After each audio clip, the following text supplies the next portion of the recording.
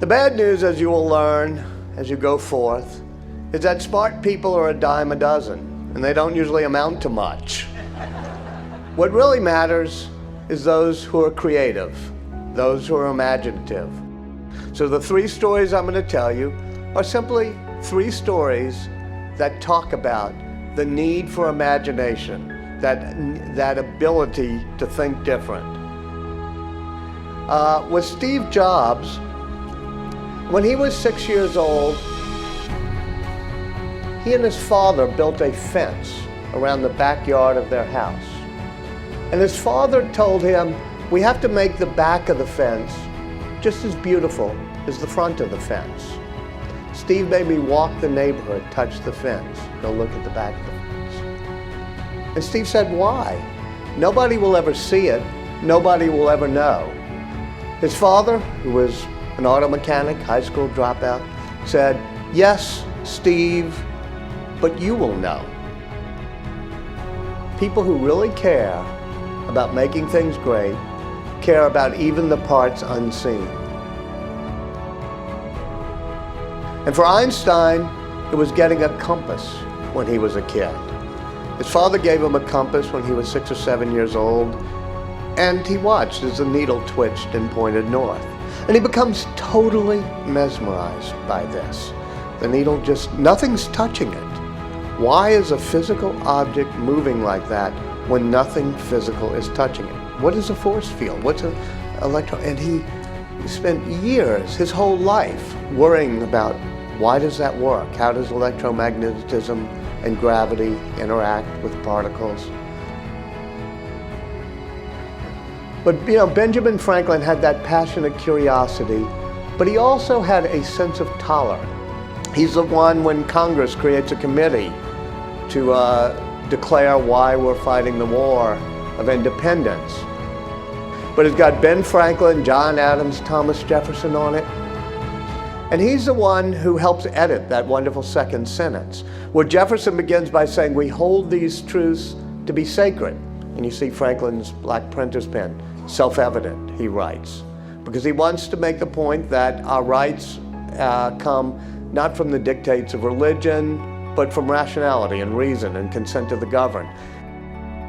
Balanced notions like the role of divine providence with the role of rationality and reason in securing our rights.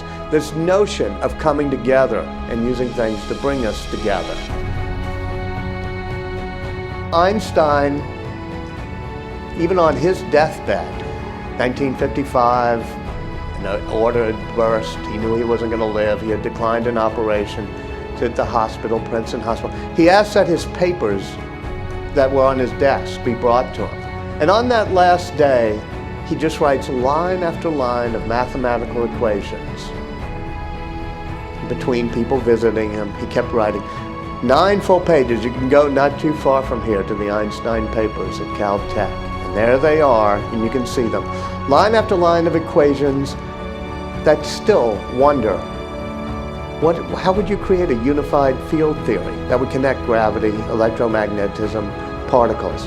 In other words, why does that needle keep twitching and pointing north?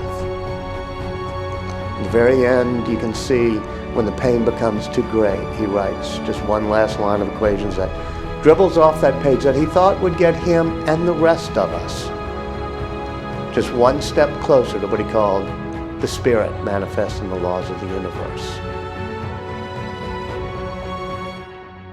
And as for Steve Jobs, it was about 2 years ago when I think he realized he might not outrun the cancer. I was with him in Palo Alto and I was asking him, what do you see as your legacy? What do you see as a meaning? And he said, part of it is my Zen Buddhist training and part of it is what I've watched in life, is that life is sort of like the flow. It's like a flow of a river. It's like history and how it flows.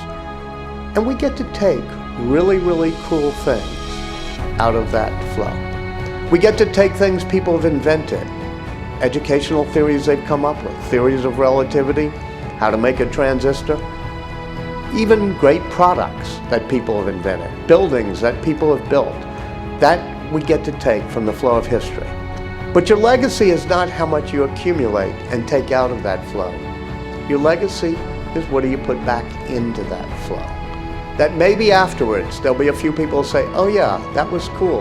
I get to use that thing that Steve Jobs or any of us might have put back in the flow of history. Let me say that they all had something more than these three little tales, three little traits. They all had one trait that they shared. They all realized that they were part of something larger than themselves. So when you leave here, read the gate and make sure that you too both follow your passion, but connect that passion to something greater than yourselves.